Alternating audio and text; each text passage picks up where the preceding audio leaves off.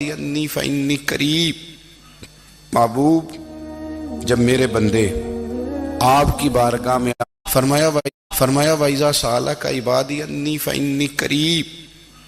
महबूब, जब मेरे बंदे आपकी बारगाह में आके मेरे बारे में पूछे ना तो उनसे कह देना मैं उनके करीब ही हूं, करीब ही हूं। दलील क्या है? ये जब भी मुझसे दुआ मांगेंगे मैं इनकी दुआओं को कबूल फरमाऊंगा। मैं इनके करीब हूं, मैं इनके करीब हूं। ये जब भी दुआ मांगेंगे ना मैं कबूल करूंगा, मैं इनके करीब हूं। अल्लाह तबारक व तआला के बंदे अल्लाह से मोहब्बत करते, रब की बारगाह में झुकते, उसको अपने दुख सुनाते, उसके प्यारे महबूब सल्लल्लाहु तआला अलैहि वसल्लम का वसीला लेके उसके हुजूर हाजिर हो जाते, पेशानियां सजदों से रोशन होती। हम ना हर चीज के लिए वक्त निकालते हैं, हर चीज के लिए, लेकिन इबादत के लिए वक्त नहीं निकालते। हर शय आबाद है, हर शय। हमारी फेसबुक भी आबाद है, व्हाट्सएप भी आबाद है, हमारे ट्विटर भी आबाद हैं, हमारी हर चीज आबाद है। सबसे कम आबाद हमारा मुसल्ला रह गया है, सबसे कम। वो लोग अब ढूंढने से मिलते हैं जिनकी बगल में मुसल्ला होता था। मेरे भाई, आप कितना को दुनिया के पीछे भागोगे थका देगी, कितना दौलत के पीछे भागोगे थका देगी। आप जब अपनी जिंदगी में जमा तफरीक करोगे ना तो मरते वक्त एहसास होगा कि सारा कुछ तो लोगों के लिए किया, अपने लिए तो कर ही कुछ नहीं सके। और हम इबादत के मामले में बहानेबाजी भी करते हैं। हम कहते हैं ओहो रिस्क कमाना भी तो इबादत ही है ना, तो मैं हलाल रोजी के लिए जा रहा हूं, ये भी तो इबादत है ना। मेरी तरह के लोग कह देते हैं कि मैं सवेरे उठ के मदरसे में कुछ असबाक देखता हूं तो ये भी तो इबादत है। मैं बयान करने के लिए मुताला करता हूं तो ये भी तो इबादत है ना। इतने इतने लंबे सफर करके मुल्क में दुनिया में घूमता हूं तो ये भी तो मैं इबादत ही कर रहा हूं। अब स्पेशल नफलों के लिए वक्त किस तरह निकले, स्पेशल करके तस्बीह मैं कैसे चलाऊं, मैं सारा कुछ हम बहाने बना लेते हैं ना। मेरा सवाल ये है कि ये सारी बातें सहाबा को, नबी करीम को, दीगर लोगों को भी तो पता थी ना। लेकिन आप गौर तो करें, 23 साल हुजूर को वक्त मिला, मुख्तसर वक्त ज़ाहिरन तबलीग करने के लिए। पूरी दुनिया में दीन भी फैलाना है। घर में 11 अज़वाज है, 4 बेटियां हैं, उनकी औलादें, सारे काम काज भी देखने। लेकिन सैयदा तैयबा ताहिरा हजरत आयशा सिद्दीका रदी अल्लाह ताला अन्हा फरमाती हैं सारा दिन तबलीग करते, हर गुलाम के दुख सुनते, घर में आते तो अपने घर वालों का ख्याल करते, काम में हमारा हाथ बटाते। कुर्बान जाऊं, कहती हैं जमाना सारा सो जाता लेकिन आमना के लाल मुसल्ला बिछा लेते। दुनिया सो गई, सारी सब सो गए, जो खुदाम थे, वो जो गुलाम थे, वो सो गए। सही मुस्लिम में लफ्ज मिलेंगे, सैयदा पाक फरमाती हैं ओ मेरे नबी के गुलामों, मैंने ये रंग भी देखा है कि हुजूर ने इतना खड़े रहे, इतना क़याम किया, इतना क़याम किया कि मुकद्दस पैरों में वरम आ गए, सूज गए पैर। इतने बड़े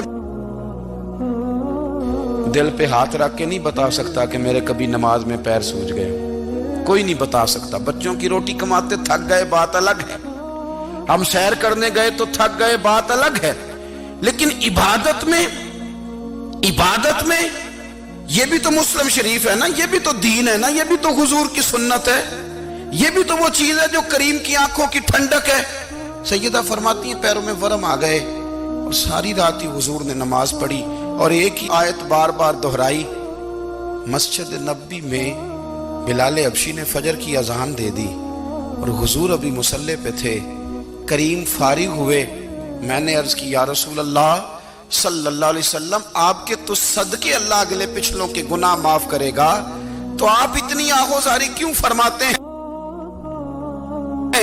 आप तो शफी हैं, आप तो अंबिया के इमाम हैं। तो हुजूर ने फरमाया आयशा, तुमने गिनवाया है ना मेरे अल्लाह की मुझ पर कितनी रहमत है।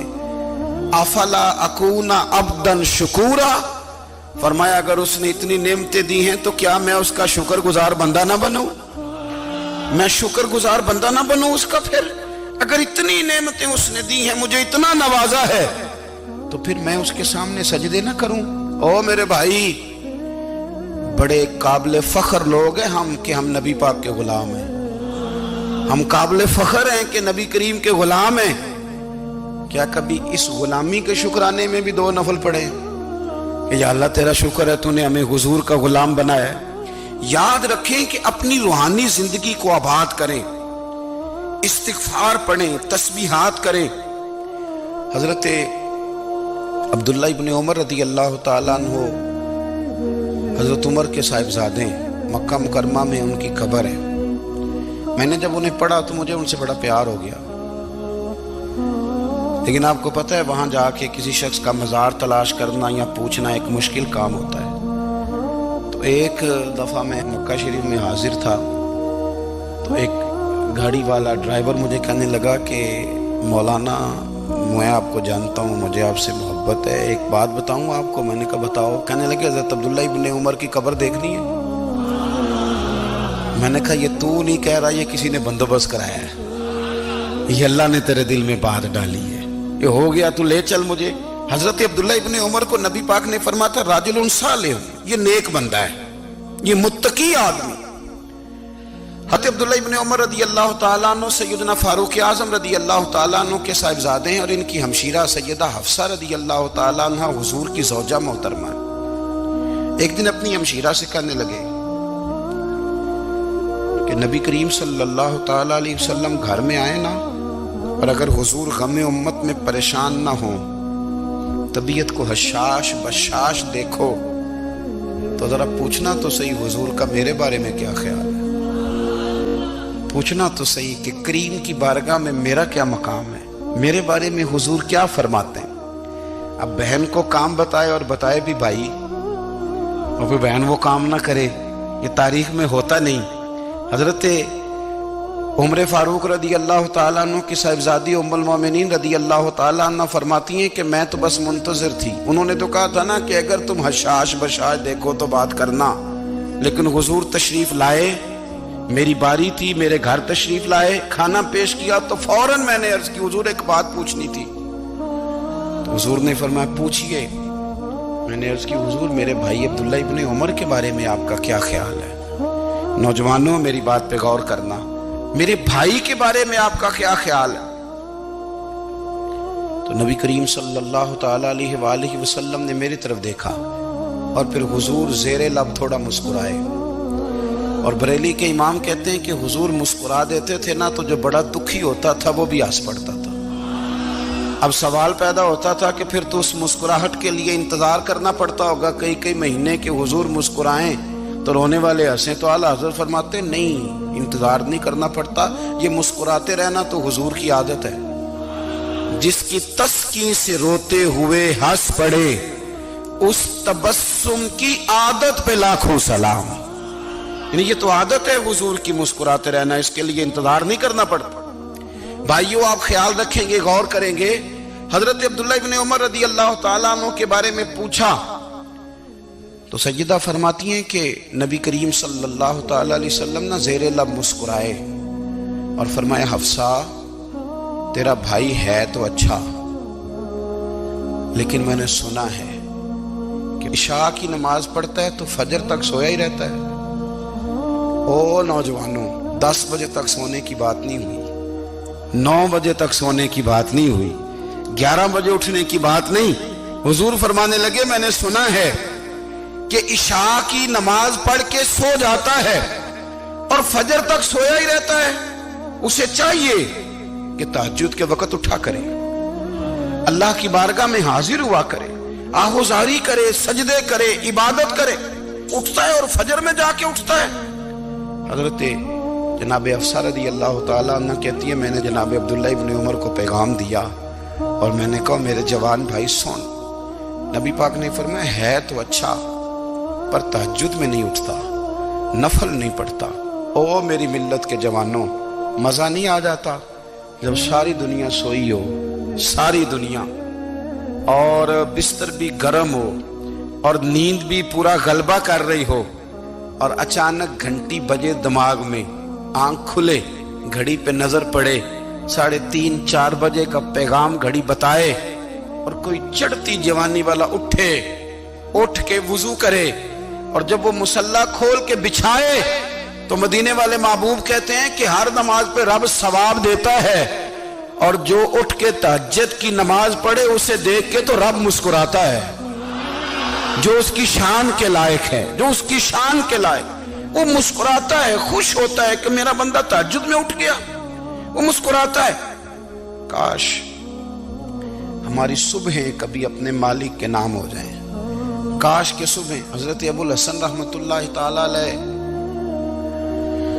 حضرت معاذ ابن جبل رضی اللہ تعالیٰ عنہ کے پاس بیٹھا کرتے تھے، فرماتے ہیں ان سے جو پیار بڑھا تو پھر میرا مصلی سے بھی بڑھ گیا۔ تابعی ہیں، فرماتے ہیں صحابی رسول سے محبت ہوئی تو ذکر سے بھی ہو گئی، پھر درود شریف سے بھی ہو گئی، محبت ان سے بڑھی تو پھر اللہ نے مسجد کا پیار بھی بڑھا دیا۔ آپ فرماتے ہیں کہ میری ہر وقت بھی یہ چاہتی تھی کہ بس اللہ اللہ کروں، بس اللہ اللہ کروں، بس نہ میں ذرا تھوڑی جان چھڑاؤں لوگوں سے، کوئی 10 منٹ ملے تو میں کوئی 4 نفل پڑھ لوں، میں تھوڑا سا نہ بچوں لوگوں سے، اور مجھے تسبیح ملے تو میں نہ کوئی 400-500 دفعہ استغفار پڑھوں، سبحان اللہ، الحمدللہ، اللہ اکبر، لا حول ولا قوت الا باللہ، میں نہ تسبیحات پڑھوں۔ فرماتے ہیں کہ بچے تھے گھر میں 6-7، غربت تھی، کام ملتا کوئی نہیں تھا، اور میں کام چور نہیں تھا، کام ڈھونڈتا تھا، پر اللہ کی قدرت کے کام نہیں ملتا تھا۔ فرماتے ہیں کہ میں نے ایک دن اپنی اہلیہ سے کہا کہ آج میں پھر جاتا ہوں کام ڈھونڈنے، تو میری بیوی بڑی فرما بردار تھی، پر اس دن نہ غربت کے ہاتھوں تنگ آ کے کہنے لگی آج نانا کوئی تو چیز لے کے آیا، تو مجھ سے بچوں کی بھوک نہیں دیکھی جاتی، یہ سب روگاں دا روگ محمد جس دا نام غریبی، کنڈ بلا کے لنگ جاندے نہیں دوست یار قریبی، آج نہ کچھ لے کے آیا تو میں بچے لے کے چلی جاؤں گی۔ شیخ فرماتے ہیں کہ میں بڑا پریشان گھر سے نکلا، پر میں نے صبح سے لے کے زور تک کام ڈھونڈا، کام ملا کوئی نہیں، تو میرے دل میں خیال آیا چلو کام نہیں ملتا تو اللہ اللہ تو کرے نا، چلو بندوں کی مزدوری نہیں ملتی تو رب کریم کی عبادت ہی کرتے ہیں۔ فرماتے ہیں کہ میں نے نا فرات کے پانی سے وضو کیا، نہر کے، شدید دھوپ تھی، ساتھ ریت تھی اور ریت تپ رہی تھی، میں نے اپنا رومال وہیں مصلی کے طور پر بچھا لیا، اور فرماتے ہیں کہ زور سے لے کر عصر تک نماز پڑھی، دھوپ بھی پورے زور پہ، پر میرے سجدے کا ذوق بھی پورے زور پہ۔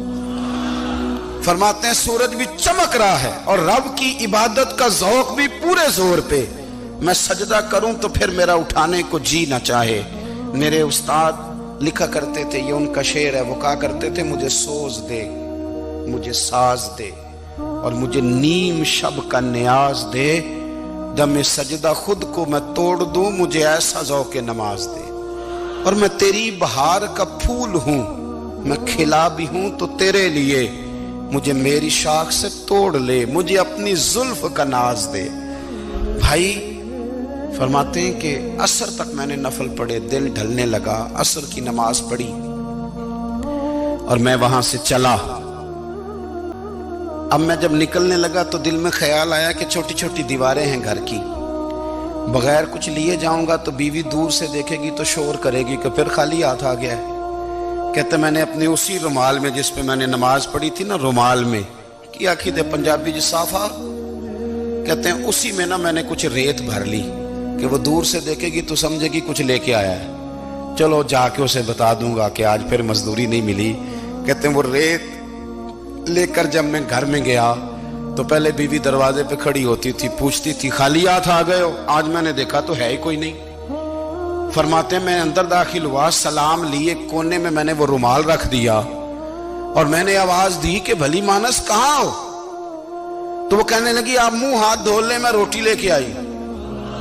میں نے کہا روٹی کہاں سے آ گئی؟ یہاں تو کئی دنوں کے فاقے، تو کئی دنوں کی غربت ہے، یہاں تو اس گھر میں تو فقیری ہے۔ فرماتے ہیں کہ وہ روٹی لے کے آئی اور اس وقت کی جو موجودہ نعمتیں تھیں، سمجھ لیں سلاد، اچار، ہر چیز ساتھ لائی۔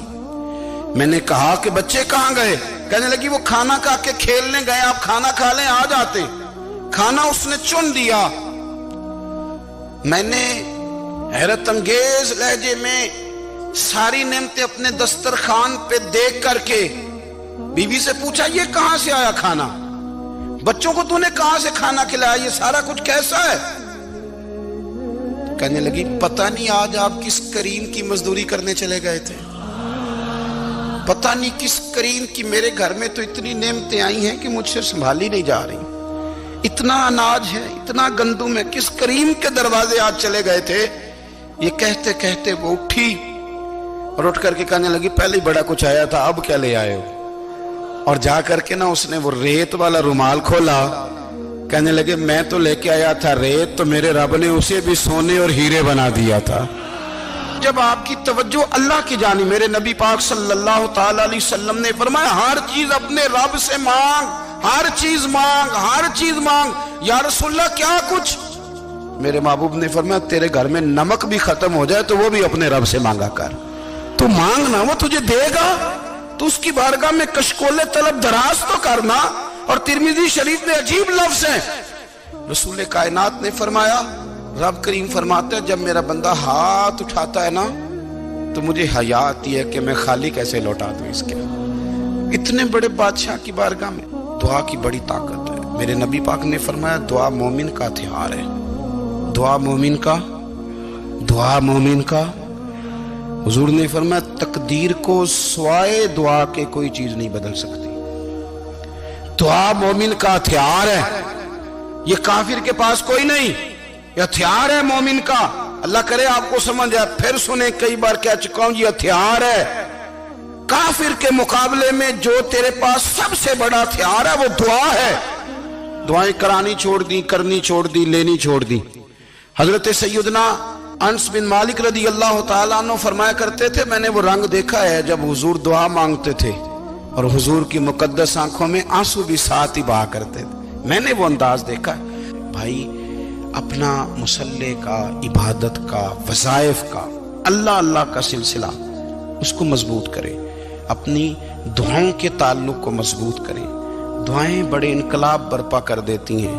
ہم تھوڑے تھوڑے نا جب سے خشک ہوئے ہیں نا، خشک، اور میری تو جماعت ہی صوفیاء کی جماعت تھی، ہم تو داتا علی اجمیری کی جماعت سے، ہم تو خواجہ اجمیری کی جماعت سے، ہم تو شیخ احمد فاروق سرہندی کی جماعت سے، ہم تو صوفیاء کی جماعت۔ ہماری جماعت نے بھی وہ تعلق جو ہمارے بزرگوں نے بنایا تھا۔ بزرگ اللہ کے قریب کیسے جاتا ہے؟